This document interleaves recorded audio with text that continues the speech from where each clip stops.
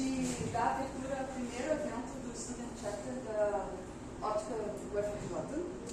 E para a primeira programação, chamamos a Alice Marques, presidente do nosso chapter e doutorando do programa de pós-graduação em Física. A Alice se graduou em Física na Universidade Federal do Mato Grosso e fez seu mestrado na Universidade Federal de Minas Gerais, trabalhando com fundamentos da mecânica quântica. A Alice vai apresentar o nosso grupo e a palavra está com você. Obrigada. Hoje, gente, eu estou muito feliz de ver o auditório razoavelmente cheio. A gente está fazendo esse evento hoje, porque hoje é o Dia Internacional da Luz. Eu acho que o Luiz vai falar um pouco mais sobre isso, sobre o Dia Internacional da Luz. E é um dos primeiros eventos do nosso Student Chapter, que é associado à ótica. A gente vai fazer a Associação da Ótica, que é uma organização da sociedade científica que promove avanços no estudo de ótica. Né? E o que é um Student Chapter? O Student Chapter é um grupo de estudantes que se reúnem para discutir e promover eventos e promover a integração entre os grupos de pesquisa de um determinado assunto, no caso associado à óptica, assuntos de ótica.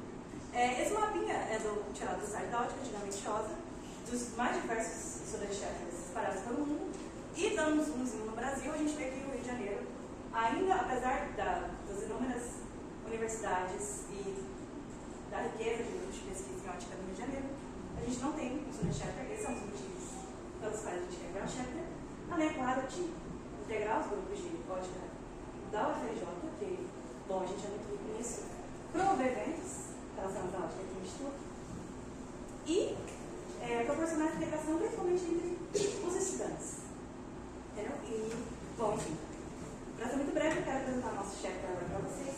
Somos eu, Larissa, Jailson, Marcos, Guilherme e o Daniel. Bom, alunos do... As duas pontas estão aqui, ó. De ótica quântica, alunos do grupo de computações quânticas e alunos do grupo de forças óticas. Mas queremos estender o convite para quem tiver interesse em entrar e participar. Bom, fica aberto o convite. Estamos muito felizes de ter todos vocês aqui e vamos aproveitar o evento de hoje, as palestras de hoje. Obrigada. E, vamos começar agora o Fátima com a Larissa para apresentar a nossa primeira palestrante. Bom, nosso primeiro palestrante é professor da casa, professor emérito da UFRJ, professor Luiz Davidotti. Ele possui graduação em Física pela Pontifícia Universidade Católica do Rio de Janeiro e doutorado pela University of Rochester. Seus interesses de pesquisa passam por diversos temas, como emaranhamento quântico, descoerência, metodologia quântica e outros. É membro da Academia Brasileira de Ciências, Academia Mundial de Ciências e membro estrangeiro da National Academy of Science, nos Estados Unidos, Academia Chinesa de Ciências e Academia Europeia de Ciências. Não acabou muito de correr. É fellow da Óptica, antiga Optical Society of America, que é a OSA, que a gente comentou, e da American Physical Society. Foi presidente da Academia Brasileira de Ciências e é secretário-geral da Academia Mundial de Ciências. Ele vai nos contar sobre o intrigante mundo da luz. Luiz, muito obrigada por nos agraciar por esse momento e a palavra é sua.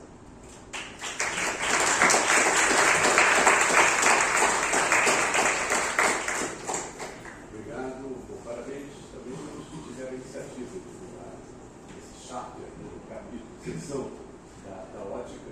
E, de fato, vocês viram que óptica é o novo nome da Optical Society of America. Você pode perguntar por que mudou de nome. Porque mesmo antes da mudança de nome, ela já tinha se tornado uma sociedade internacional, a ponto de ter presidentes da OSA que não eram americanos, não eram norte-americanos. Né? Então, eles resolveram internacionalizar de vez e mudar o nome para dizer, olha, não é uma sociedade da América, é uma sociedade ótica, né? Internacional. Vocês viram realmente que essas sessões estão distribuídas pelo mundo afora. Né? Pelo mundo afora. Bom, então, obrigado pela presença.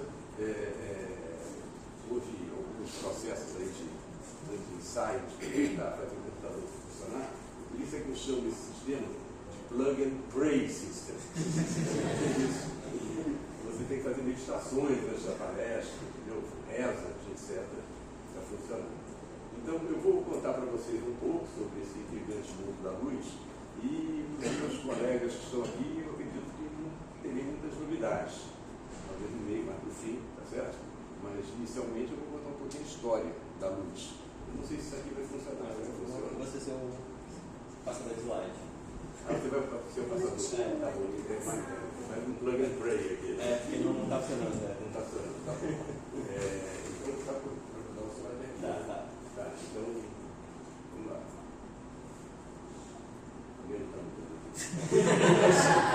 Eu acho que tem que clicar na tela. Ei? Eu acho que tem que clicar na tela.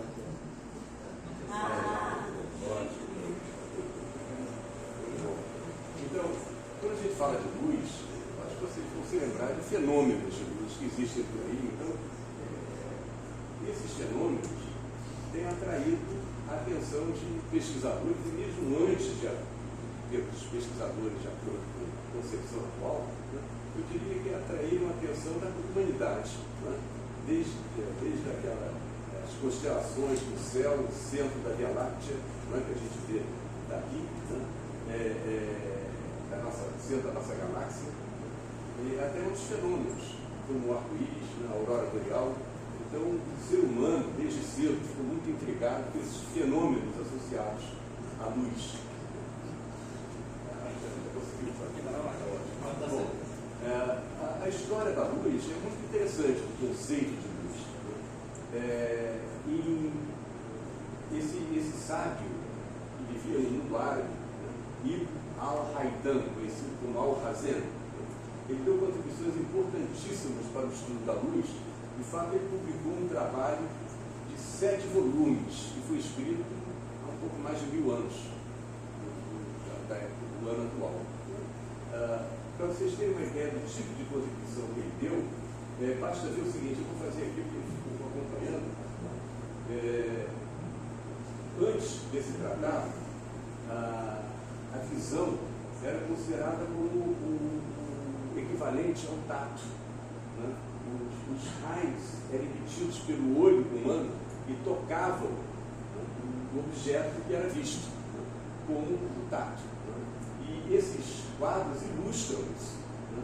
Vocês veem aqui, né, essa concepção, né, os raios saindo do olho, né, iluminando esses dragões, né, que são então vistos pela pessoa, porque o sensor que sai do olho contribuiu para isso.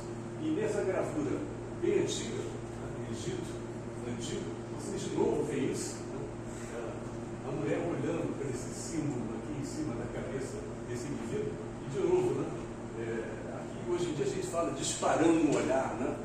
Pode ser também o olhar 33, não sei, essas coisas. Né? Então, esse era um sentimento, sensores, né? que eles acreditavam que usavam. E foi o Al-Hazen que disse que não. E quando a gente vê um objeto, a gente vê a luz refletida por esse objeto. A luz é emitida pelo objeto e atinge os nossos olhos. É uma mudança conceitual que para a gente hoje em dia, isso é claro, não era nada claro antigamente. Então essa ciência foi construída assim, por várias etapas e grandes breakthroughs. Né? E esse foi um grande breakthrough. O trabalho do Al-Hazen foi uma grande contribuição. Veja só, tratado de 7 volumes. Né? Era pouco.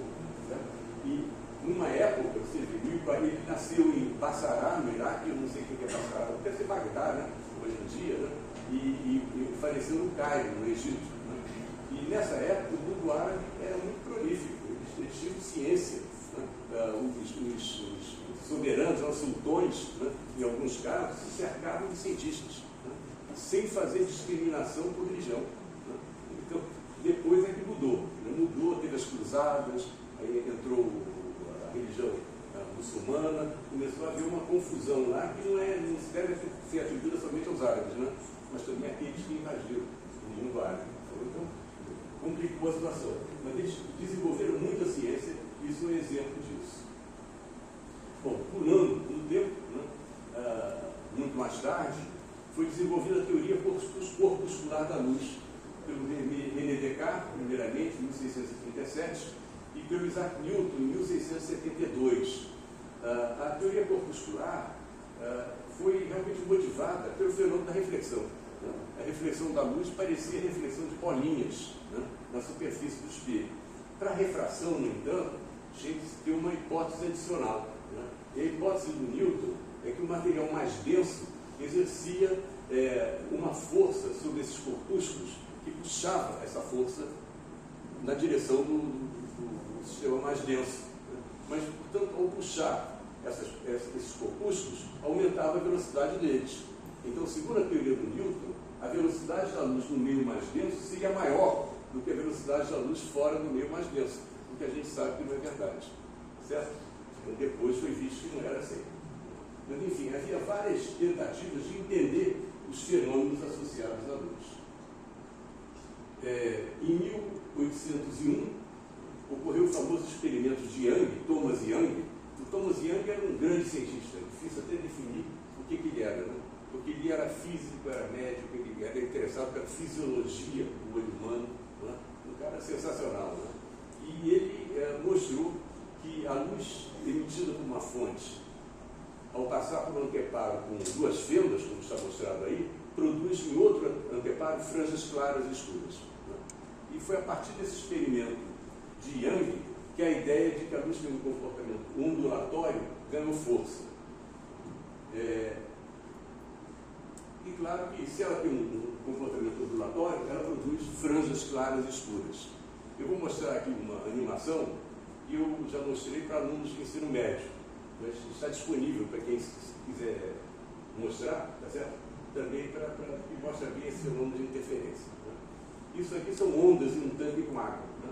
Você tem um pino que oscila e produz essas ondas, né? Se em vez de ter apenas um pino oscilando, nós considerarmos dois pinos oscilantes, então você vê que cada pino produz as suas ondas esféricas. Mas nessa figura, vocês veem que tem essas raias, né? E nessas raias o que acontece é que a superfície da água nem sobe nem desce. Há uma interferência destrutiva, né, entre as ondas produzidas por um dos pinos e as ondas produzidas pelo outro pino, de tal forma que ao longo das raias, né, a onda que teria um mínimo naquela região interfere com a onda que teria um máximo naquela região e você encontra a raia então. Então, isso mostra que ondas produzem interferência, né, e essa interferência, o mecanismo da interferência é ilustrado aqui, exatamente nessa área em que a água não se move, você tem um máximo de uma onda coincidindo com o mínimo da outra onda ao longo da área. Então, o fenômeno da interferência dominou o mundo da física. Então, o pessoal diz assim, a experiência mostrou que a luz não é formada por corpúsculos, ela tem que ser explicada como uma onda, né? Então, isso significa que luz mais luz dá origem à sombra, certo? Depois disso, durante também esse tempo, e posteriormente, vários desenvolvimentos foram feitos na teoria da luz, né? O Fresnel, em 1815, analisou o fenômeno de difração da luz. O Maxwell, grande cientista, né, desenvolveu uma teoria das ondas eletromagnéticas, né?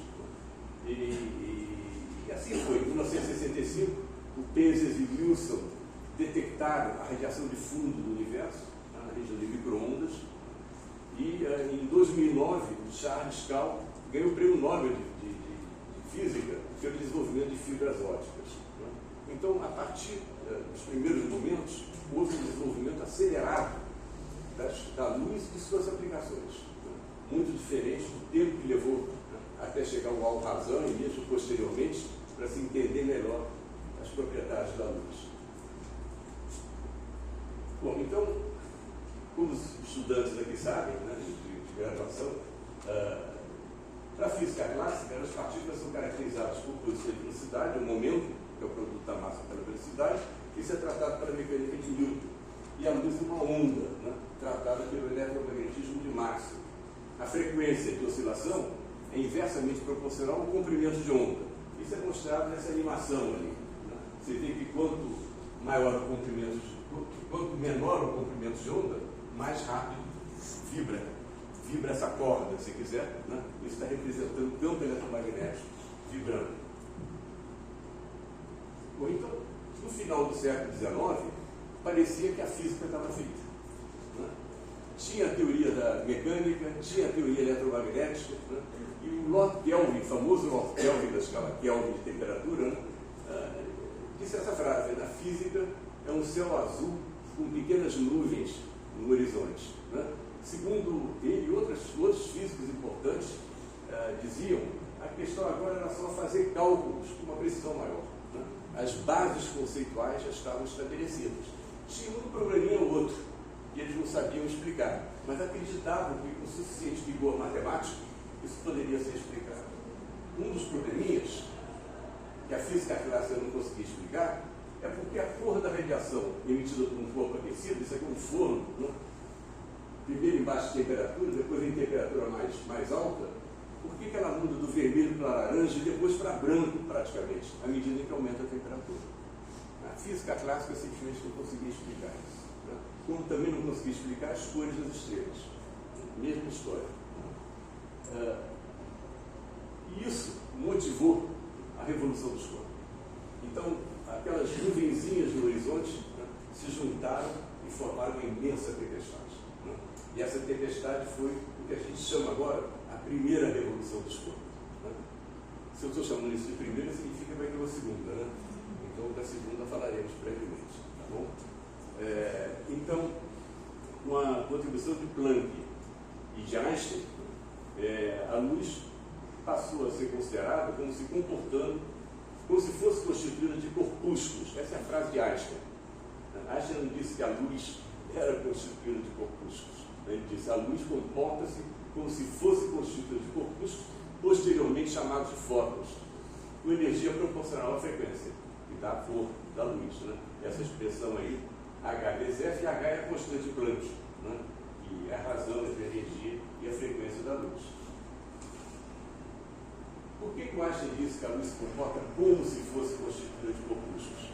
Porque tinha a teoria do Thomasiano, o experimento do Thomasiano. Então, como compatibilizar uma coisa com a outra? De fato, essa afirmação do Einstein era considerada absurda por físicos importantes da época. Físicos esses que propuseram Einstein para a Academia Prussiana de Ciências. Olha só, no primeiro congresso de Solvay, o congresso de Solvay reunia os grandes físicos da época, e lá ele disse que insistia no caráter provisório desse conceito, sobre os quantas de luz dos fótons, que não parece ser reconciliável com as consequências experimentalmente verificáveis da teoria ondulatória. E, em 1913, assinaram uma proposta indicando Einstein para a Academia de Ciências Prussiana, o Planck, o Nernst, Rubens e Warburg, grandes físicos da época. E nessa proposta eles escreveram o seguinte, que tem algumas vezes errado o alvo em suas especulações, como por exemplo em sua hipótese dos quantas de luz, não pode realmente ser usado contra ele, pois não é possível introduzir ideias realmente novas, mesmo nas ciências mais exatas, sem algumas vezes assumir o risco. Então, apesar disso, o Einstein foi aceito na Academia Prussiana de Ciências. Né? Muito bem. Então, surge essa questão: luz é constituída de corpúsculos, ou se comporta como corpúsculo, ou se comporta como ondas. Eu vou mostrar para vocês um experimento que foi feito recentemente, né, pelo Alain Aspect e colaboradores, né, muito bacaninha. Eles fizeram basicamente um experimento de luz passando por duas fendas. Só que a luz era muito pouco intensa, eles podiam controlar, e passava um fóton só de cada vez. Né? Então, vou mostrar para vocês o vídeo desse experimento. Esse é o artigo que eles publicaram em 2005, no European Physical Journal, né?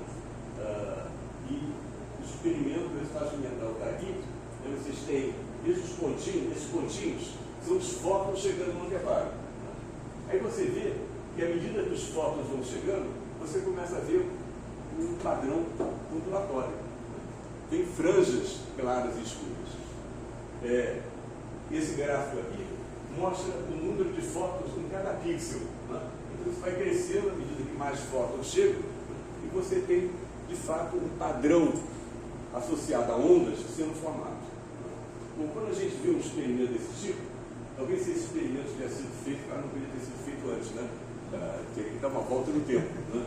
Mas se ele tivesse sido feito logo depois dessas discussões entre Einstein e os outros, né, e até da timidez do Einstein, dizendo, olha, é uma possibilidade, né, talvez tivesse sido mais fácil a ele chegar à seguinte conclusão: bom, quando o primeiro fóton chega lá, eu não sei onde é que ele vai aterrissar. Então, ele pode cair em qualquer lugar, e os outros fótons também não. Né? Agora, se eu perguntar para vocês, para fazer uma aposta, né, um fóton que passa aquelas duas fendas, onde é que você vai apostar que ele vai aterrissar? Vale dinheiro. Qual é a sua aposta? No meio, né? Porque tem mais fótons no meio. Em outras palavras, a probabilidade do fóton chegar no meio é maior, não é isso? Cada fóton. Então, ao ver esse experimento, a gente já pode ser levado a pensar que, de repente, a probabilidade está assumindo um papel importante nessa história. Certo? Embora, aparentemente, cada fóton vai ser feita randomicamente lá. Né? Mas tem uma estrutura e tem uma chance de ele chegar em certas dias. Nas franjas escuras, a probabilidade é zero, exceto por alguns errinhos experimentais. Tá certo? De fato, foi em 1926 que o Max Born, em uma nota de pé de página, ele estava examinando o espalhamento de luz por um átomo. E ele fez isso usando a equação de Schrödinger, da mecânica quântica, né? E descobriu um padrão curioso, porque a função de onda tinha uma simetria, né? Praticamente simétrica. E assim, isso não pode ser. Isso não pode me dar a posição de um fóton, porque o fóton não se abre todo, espalha pelo universo. Né? Então, numa nota de pé de página, mais pode ser o seguinte: eu acredito que isso está associado à probabilidade do fóton sair em cada direção. E por essa nota de pé de página, ele ganhou o prêmio Nobel, alguns anos depois, pela introdução do conceito de probabilidade em física quântica. Então, segundo Born, o partido dele, a onda associada à partícula descreve a probabilidade que a partícula seja encontrada em determinada região. Sempre que você tem dois caminhos possíveis, as duas fendas, cada fenda representa um caminho possível, né, você tem interferência. Né? E aí você pode perguntar, mas espera aí, o fóton passa por um caminho ou pelo outro? Quem sabe ele se divide e passa pelos dois ao mesmo tempo? Né? Bom, dá para responder isso com um experimento pensado. Aliás, a física quântica frequentemente recorre a experimentos pensados. Né? Aliás, o Einstein recorria também a isso na relatividade. Certo? Então, é útil fazer isso. Né? Então, como é que a gente sabe se ele se divide ou não? Bom, a gente pode colocar dois detetores, né, atrás dessas fendas aqui. Tá certo? Então, então você bota dois detetores atrás das fendas e você vê o seguinte: manda um campo muito fraco, passa um fóton de cada vez, e você vê como é que são os cliques dos detetores. Os dois clicam ao mesmo tempo, ou sempre é um ou outro que clica? Os detetores mostram que o fóton passa por uma fenda ou outra. Nunca os dois clicam ao mesmo tempo. Certo? Nunca clicam ao mesmo tempo. Por outro lado, no momento que você identifica através dos detetores por qual fenda passou o fóton, a interferência some. Né? Aliás, nesse caso, trivialmente, se você absorveu o fóton detectado, então não tem mais fóton para fazer interferência. Agora, você pode imaginar outras maneiras de ver por qual fenda passou o fóton, mais sutis. Bom, é possível mostrar que qualquer maneira que você examine para determinar o caminho do fóton, some sem interferência. É uma propriedade muito básica da física quântica. Então, vocês veem por aí que a descrição do sistema, se ele tem uma trajetória definida ou não, depende do experimento que você faz. Se você não tiver os detetores, você vai ver figuras de interferência. Se você souber por qual fenda passou o fóton, por algum processo de detecção, você elimina a figura de interferência. Isso se chama complementaridade. Você tem experimentos diferentes que dão informações diferentes sobre o sistema. Em 1916, Einstein teve uma grande ideia. Escreveu para um amigo dele, Michel Bessel,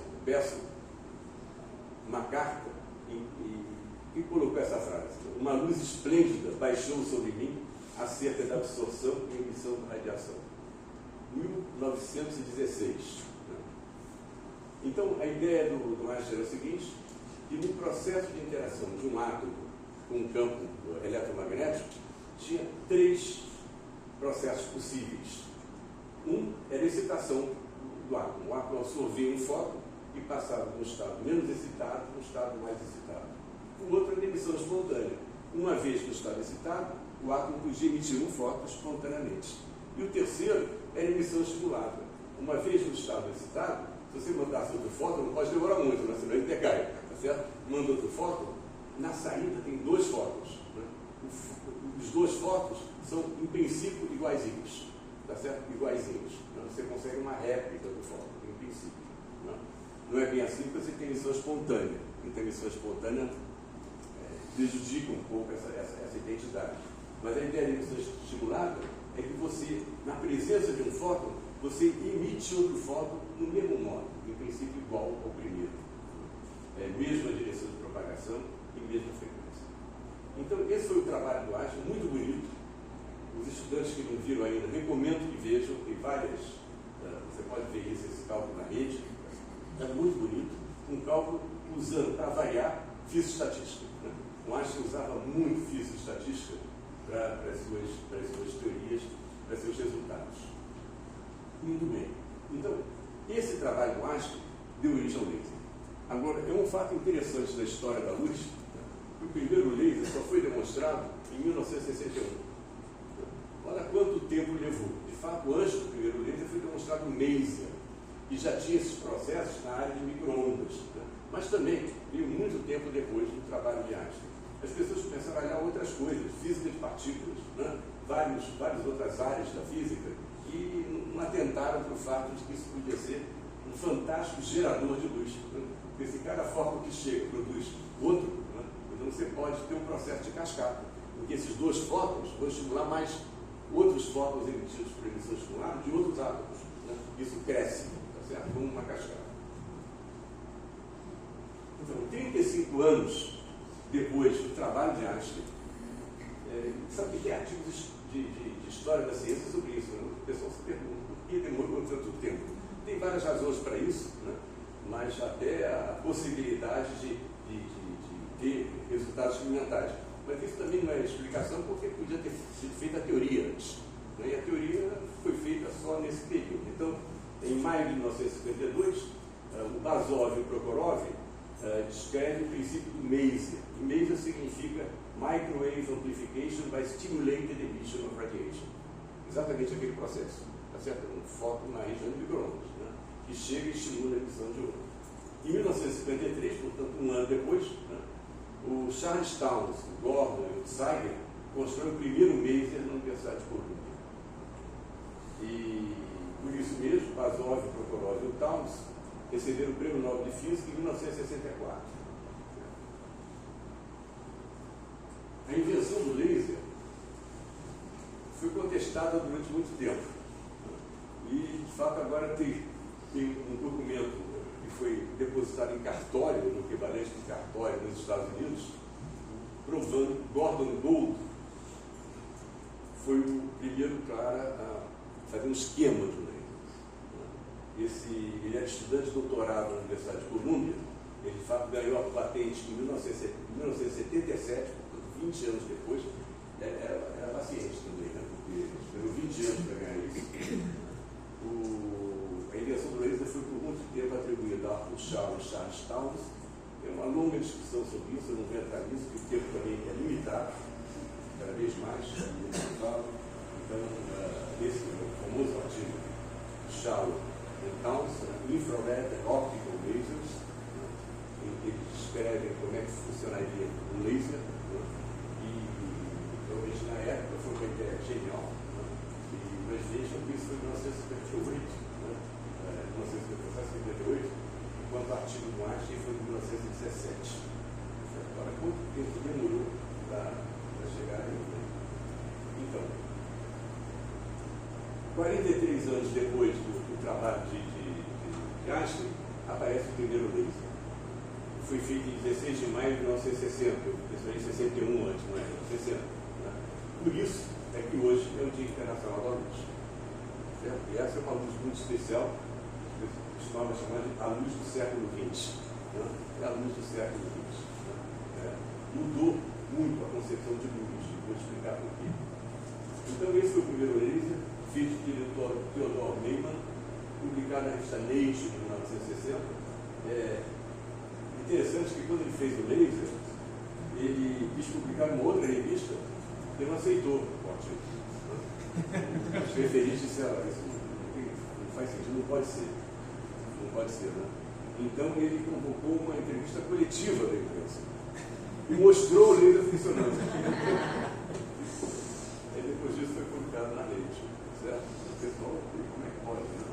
Então esse é o primeiro livro, o laser de Ruby, e eu vou mostrar em linhas gerais como é que isso funciona. Vocês veem que tem aí esse cilindro aqui, é um flash, certo?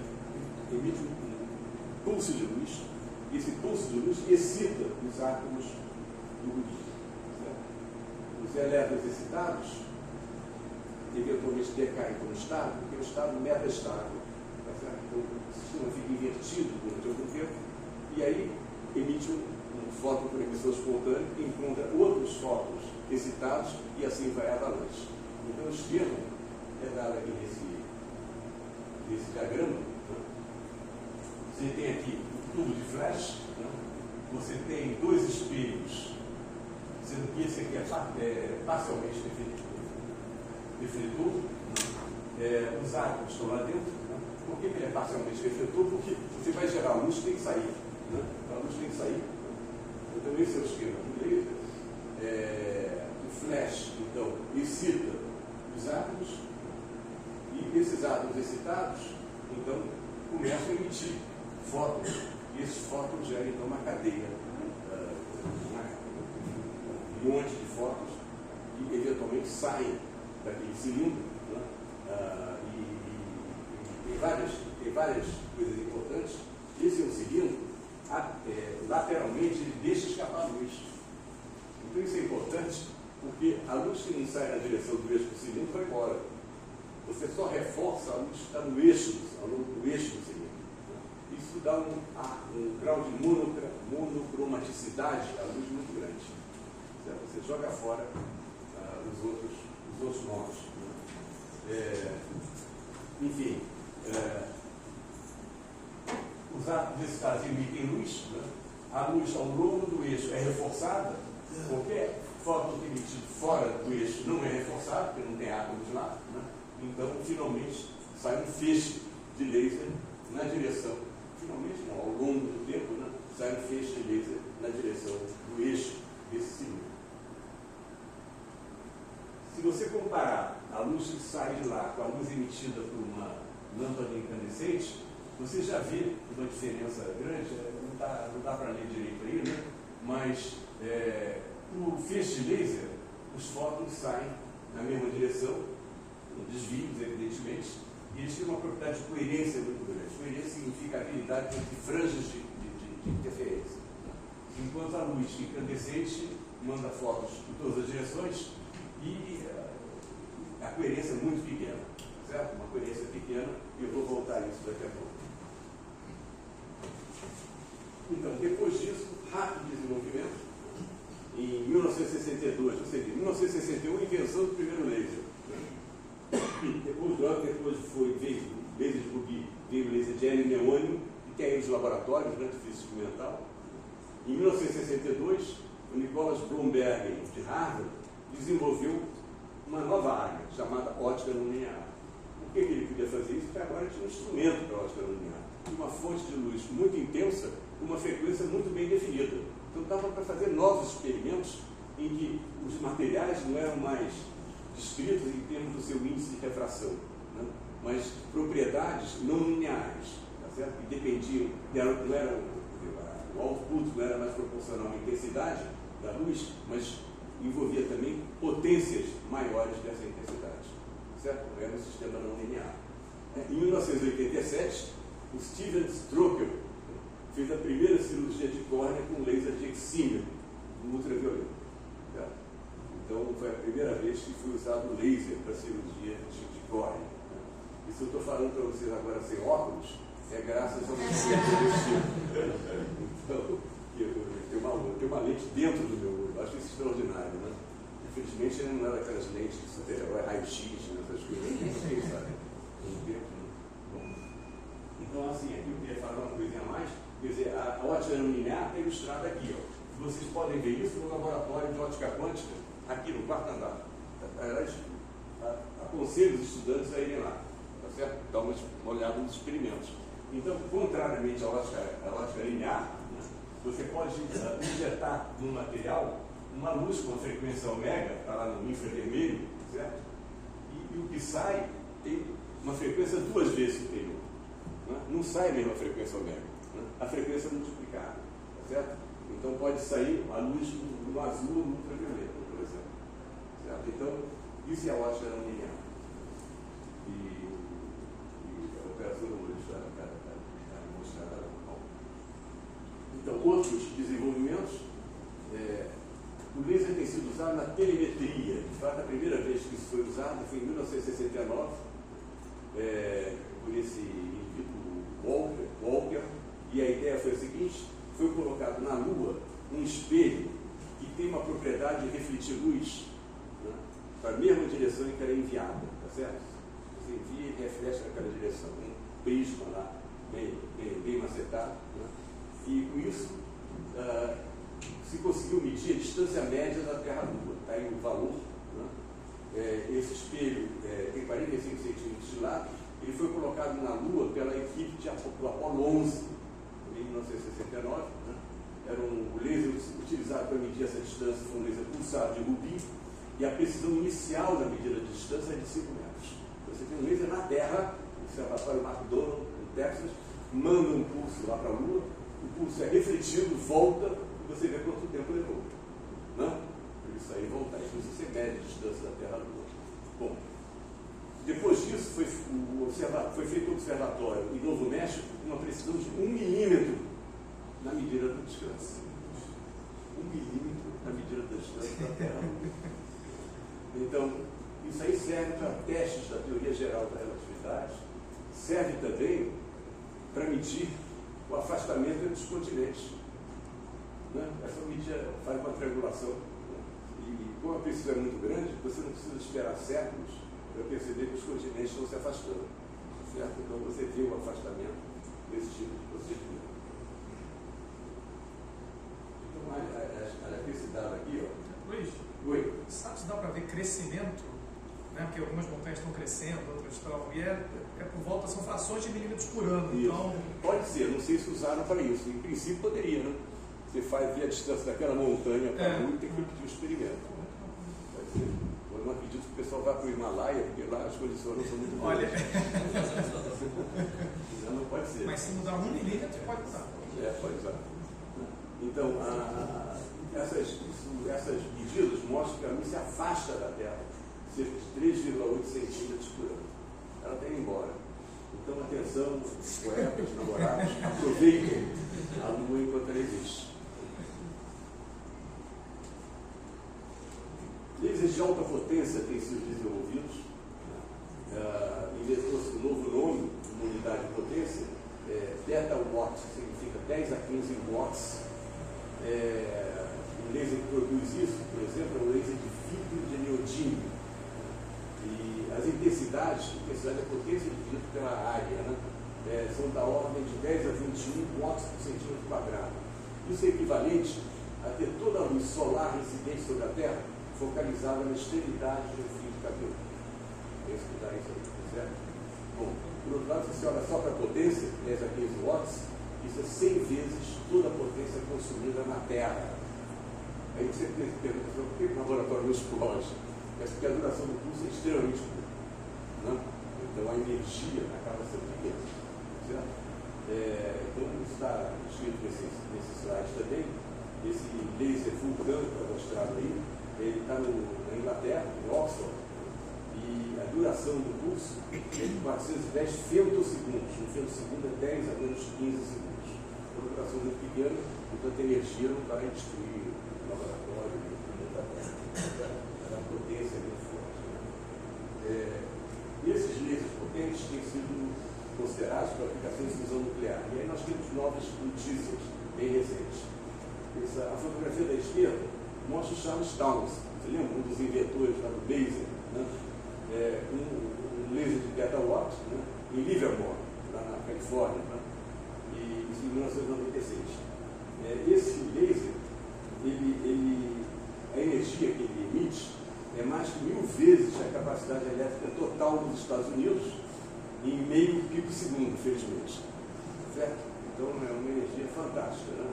E o slide da direita mostra uma câmara de fusão nuclear, também em Livermore. Como é que isso ocorre? A ideia é a seguinte: você tem uma câmera, de fato, atualmente é cilíndrica, quase cilíndrica, tá certo? E você tem lá uma mistura de deutério e trítio. Deutério é hidrogênio com 2 prótons no núcleo, e trítio com 3 prótons no núcleo. E eles estão dentro daquela cavidade, pequenininha a cavidade. É o tamanho assim, sabe aquela borracha de lápis que tem na extremidade? É mais ou menos daquele tamanho. Né? Aí você manda os pulsos de laser, né?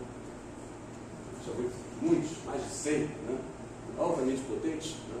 E eles, por pressão, né? Eles provocam a fusão do deutério com o trítio, produzindo hélio, que está ali com 4 prótons, né, no núcleo, e liberando nêutrons. A massa do hélio é menor que a massa do deutério e do trítio, né? É igual a MC2. Então, a diferença sai como energia. E os nêutrons que saem podem esquentar a água e produzir energia, etc, etc, etc. É uma fonte de energia extremamente limpa, se você não considerar todo o lixo que é usado para produzir aquilo. Né? É estudo nos laboratórios. Né? Então, houve um fato importante agora, em 5 de dezembro de 2022. Isso foi obtido em Livermore, nessa facilidade, eles chamam National Ignition Facility. Né? E eles conseguiram produzir mais energia do que colocaram no sistema. Esse é um ponto crucial. Se você fizer isso para energia e consumir mais energia do que produz, não dá certo. Então, nesse dia, eles fizeram um experimento com 192 lasers incidindo sobre aquela cápsulazinha, né? Contendo essa mistura e liberando 3,15 megajoules. O total de energia dos lasers era 2,05 megajoules. Então houve um ganho. Foi a primeira vez que houve um ganho no procedimento de fusão. Certo? Isso, evidentemente, dominou as páginas dos Estados Unidos e certamente os autores da façanha conseguiram mais recursos do lado do governo dos Estados Unidos para prosseguir isso aí. Depois de 5 de dezembro, eles tentaram reproduzir o resultado e não conseguiram. Porque é muito difícil. É muito difícil.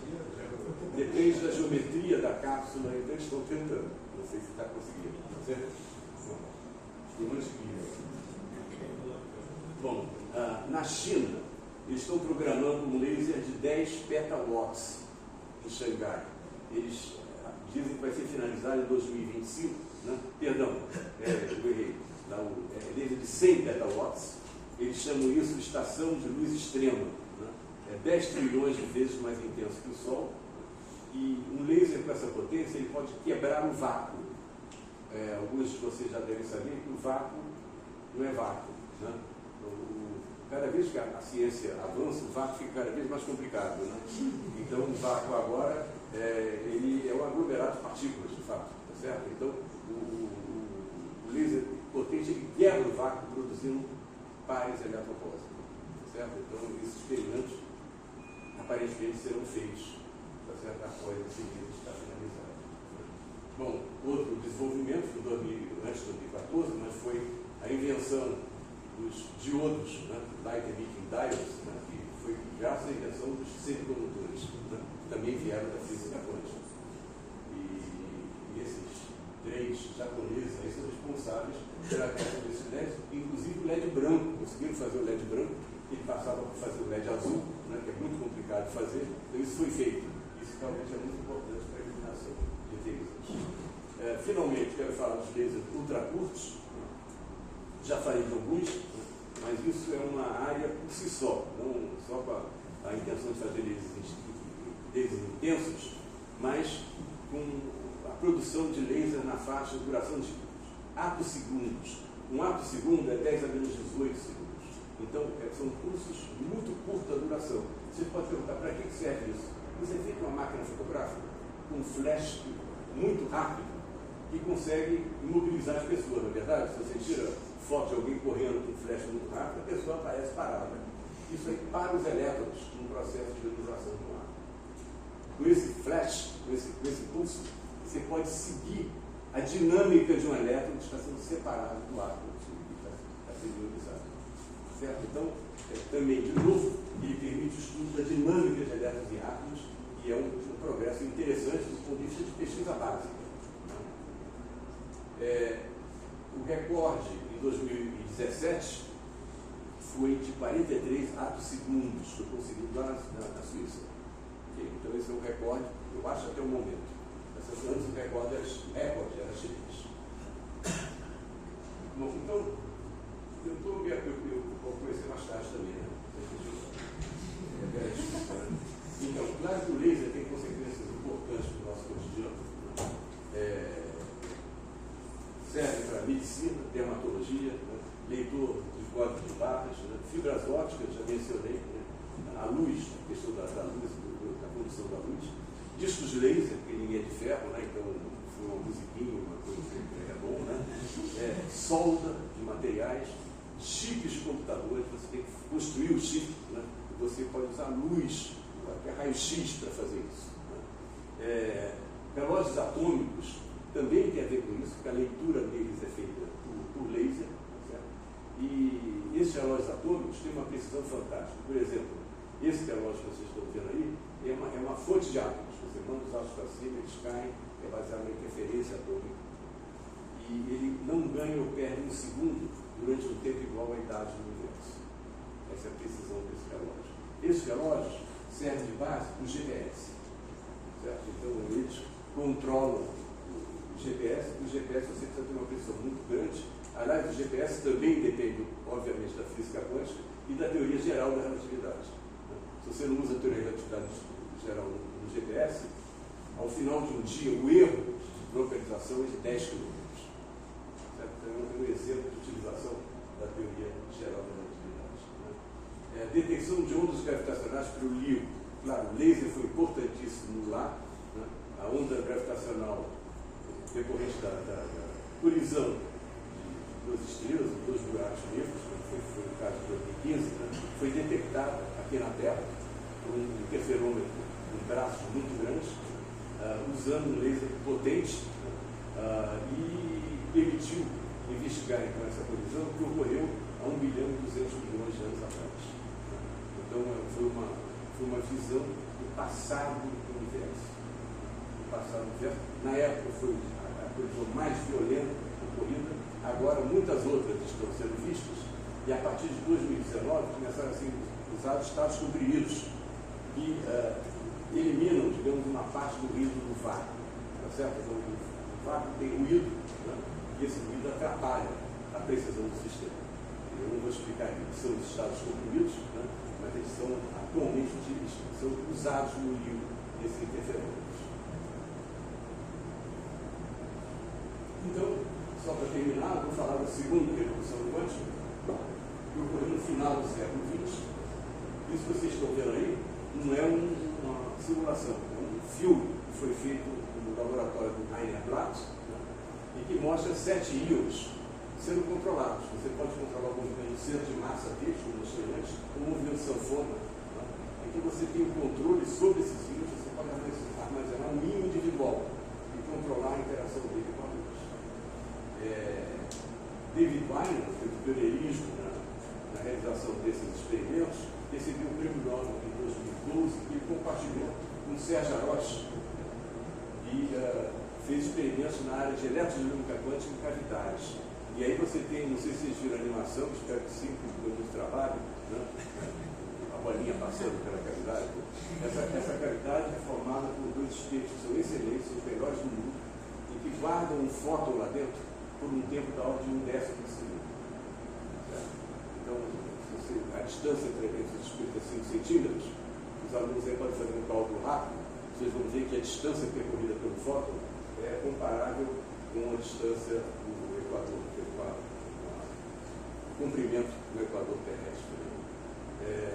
Então, esses experimentos foram feitos por vários grupos. O Sérgio Arrocha compartilhou o prêmio Nobel de 2012 com o David Klein. Ele foi um grande colaborador do grupo aqui, tá certo? Então, vários artigos foram feitos por ele. E Cinzaduri participou também desse artigo. Então, foi um trabalho importante e foi uma parte fundamental da segunda revolução quântica. Então, a segunda revolução quântica, que ocorreu no final do século XX, mudou o tipo de experimento, de conceito que se faz sobre possíveis aplicações da física quântica. Foi a habilidade de você conseguir controlar a interação de um único átomo com um único fóton. Até então, até conceitualmente, as pessoas diziam isso não é possível. Nunca será possível. Chega uma vez disso. Certo? E, no entanto, no momento é realizado em vários laboratórios. Então, esse é um artigo do Pequena Ciência Hoje, sobre a luz do século XX, né? E que mostra como é que, atualmente, a gente olha para a luz de uma maneira muito diferente como se olhava ao longo do século XX, exceto pelo final do século XX. O que vocês estão vendo aí são 3 exemplos de fótons emitidos por diferentes fontes de luz, se quiser. Em cima, vamos começar por embaixo. Embaixo, o azulzinho, mostra tipicamente uma distribuição de fótons de uma luz térmica. O que acontece com a luz térmica? A intensidade flutua. Quando a intensidade flutua para cima, a chance de você detectar um fóton é maior. Mas logo depois, ela ainda está em cima, você pode detectar outro fóton. Então, fontes, por outro lado, quando ela é negativa, você não detecta, a chance é menor. Então, a luz térmica, os fótons da luz térmica tendem a se agrupar. Isso que está mostrado aqui embaixo, essa tendência de agrupamento de fótons da luz térmica. Por outro lado, a luz de laser ideal, a intensidade praticamente não flutua. Então, os fótons estão distribuídos aleatoriamente. Você pode mostrar que é uma distribuição de Poisson, de fato. Tá certo? Então, esse é o gráfico amarelo, aqui em cima. Certo? Perdão, esse é o gráfico vermelho. Tá certo? Então, distribuídos aleatoriamente. Às vezes junto, às vezes não. Tá certo? E em cima, uma coisa interessante, foi feito um experimento mais recentemente, ainda no século passado, né, mais recentemente, né, que consiste no seguinte: você tem um único átomo e você excita esse átomo com um campo que faz ele oscilar entre 2 níveis, um mais excitado e um menos excitado. Cada vez que ele está nesse estado excitado, ele pode emitir um fóton. Né? Emitindo um fóton, ele cai para o estado fundamental. Aí não vai emitir outro fóton imediatamente, não é isso? Ele tem que ser reexcitado para emitir outro fóton. Então, um único átomo, trabalhando dessa forma, vai produzir uma distribuição de fótons que é o contrário dessa. Eles não têm grupamento, eles têm anti-agrupamento. E interessante, essas propriedades diferentes entre luz de laser e luz térmica só foram entendidos mais no final do século XX. Antigamente se pensava que luz térmica e luz de laser tinham a mesma distribuição estatística de fótons. Aí foram feitos alguns trabalhos teóricos e experimentais também para demonstrar que não. Certo? Então, tudo isso são evoluções conceituais, mas que têm aplicações físicas. Por exemplo, essa separação que vocês estão vendo aqui, entre os fótons, né, leva à ideia de você ter um dispositivo que produz um único fóton. Certo? E esse dispositivo seria muito interessante, não apenas para novos experimentos, mas, por exemplo, para a criptografia quântica. Em que cada fóton, conforme essa polarização seja horizontal ou vertical, representa um bit de informação. Né? E você quer mandar os fótons um a um. Né? Então, hoje em dia, transmissores de fótons únicos estão sendo desenvolvidos, né, e utilizados em vários laboratórios. E outras, eu acho que eu vou estar parando por aqui, está chegando ao final do meu tempo, não é isso? Então, outras aplicações dessa evolução quântica, segunda revolução quântica, são os computadores quânticos, vocês já ouviram falar deles, né? Atualmente, a IBM tem um computador quântico com 433 qubits. O que são qubits? São bits quânticos. Né? Um bit pode ter valores 0 e 1. Um bit quântico pode ter um valor intermediário. Um fóton que só tem a polarização horizontal ou vertical é exemplo de um bit. Um fóton que pode ter qualquer polarização é um exemplo de qubit que pode ser usado como qubit. Então, fazer um computador quântico é um grande desafio, porque a interação com o ambiente destrói as correlações quânticas. Mas o que o pessoal está trabalhando é um problema de engenharia fantástico, e a Google também está envolvida nisso, e ela tem um projeto no final desta década de ter 1 milhão de qubits físicos com correção quântica de erro. Então, para corrigir o erro, você tem que agrupar esses fótons, esses qubits físicos em grupos, né? E se chama, são qubits lógicos, né? E esse computador teria 1000 qubits lógicos. Né? A partir daí, se eles conseguirem fazer isso, controlando as interações com o ambiente, né? A partir daí, computação quântica não será mais brincadeira. Né? Problemas importantes poderão ser resolvidos. Se isso vai acontecer ou não, honestamente eu não sei. Eu sei que as dificuldades são muito grandes, certo? Na prática, de fazer isso. Né? Mas essa evolução também está sendo impressionante. Sensores quânticos, o trabalho que a gente faz aqui, eu acho que eu não vou detalhar isso, infelizmente, por causa do tempo, tá certo? Mas você pode ter, por exemplo, vou concentrar isso aqui, está vendo esse gravímetro? O gravímetro mede variações de gravidade com altíssima precisão, usando um processo quântico, né?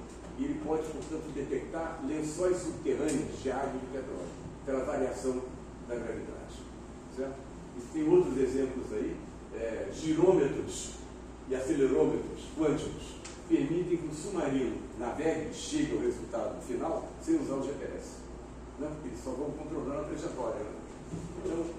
Então tem muitas aplicações. Esses aparelhos estão sendo produzidos atualmente, eu não sei quem compra, né? Mas estão sendo produzidos. E, finalmente, eu quero, assim, isso aqui é uma propaganda dos nossos financiadores, né?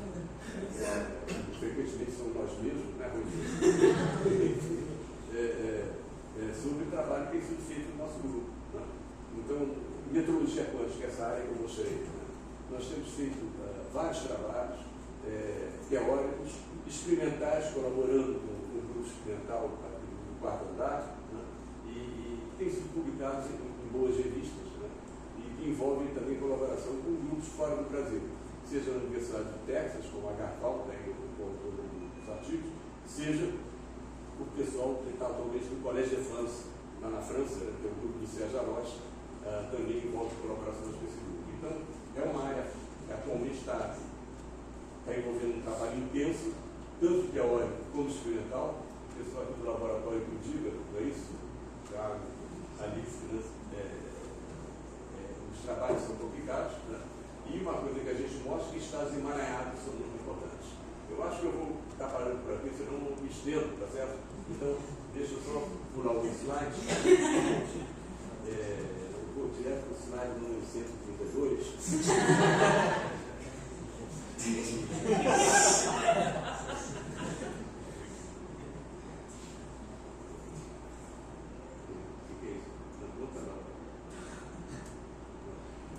Então, quero só mostrar para vocês também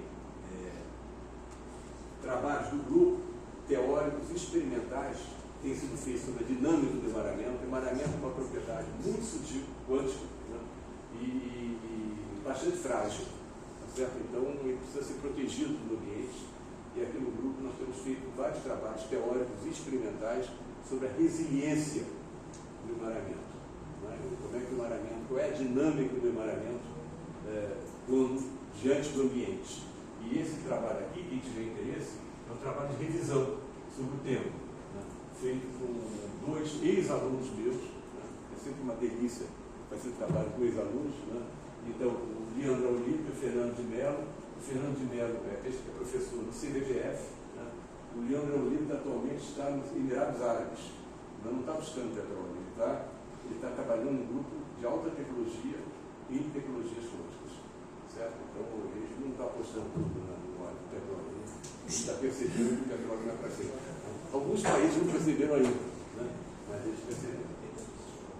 Então, finalmente, esse é o retrato da informação da ótica quântica no Brasil. Isso aí são os grupos que participam do Instituto Nacional de Ciência, Tecnologia e Informação Quântica.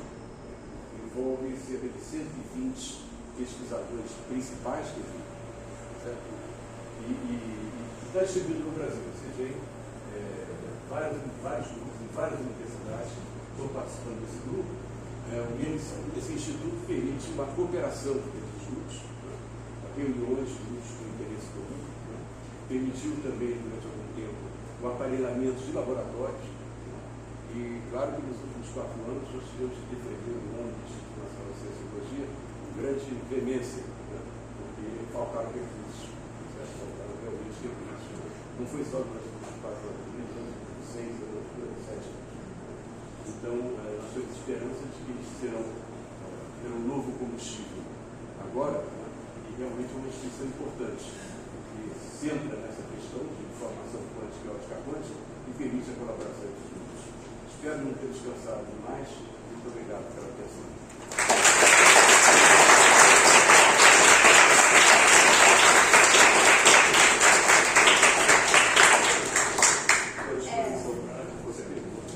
Antes da Mariana começar, eu acho que a gente tem um tempo, 3 minutinhos assim, para algumas perguntas, se alguém quiser. Alguém gostaria de fazer alguma pergunta?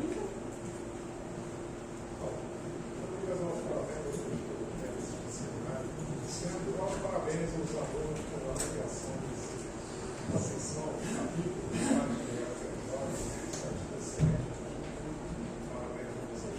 Mas uma curiosidade, você fez um capítulo laser, quando você tem essa largura de um capítulo tão pequena, você tem uma combinação de frequências enorme. Isso não tem, aí dá uma incerteza na energia. O foco interativo, a energia que é absorvida, você tem uma determinação enorme. Isso não interfere no experimento? Depende do experimento que você quer fazer. Então é verdade, se você mede, por exemplo, a evolução de um elétron, né, com o curso dessa evolução, né, isso é um espectro grande do outro lado, né, e isso vai influenciar o movimento subsequente do elétron.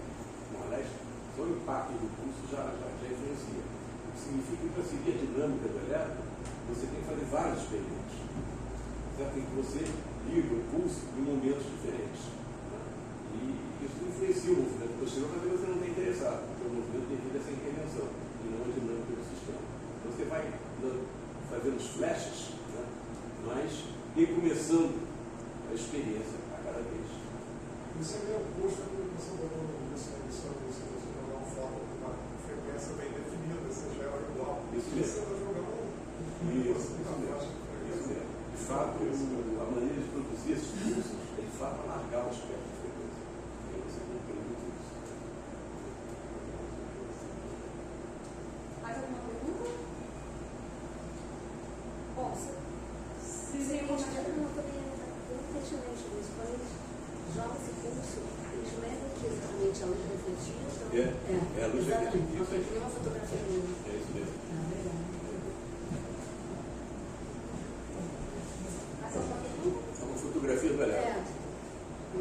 Bom, se não, a gente pode agradecer novamente.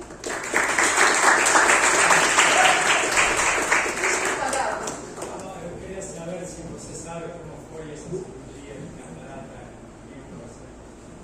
teve sucesso. O que é? Aquela cirurgia que fez em 1960. Grande sucesso. Grande sucesso. Hoje é muito comum. Não, eu sei, mas naquela época deu certo. Deu certo. A primeira que foi feita? Boa pergunta. Deu certo. Boa pergunta. Enfim, mais uma vez agradeço o nome do chat e a gente vai fazer as trocas aqui agora.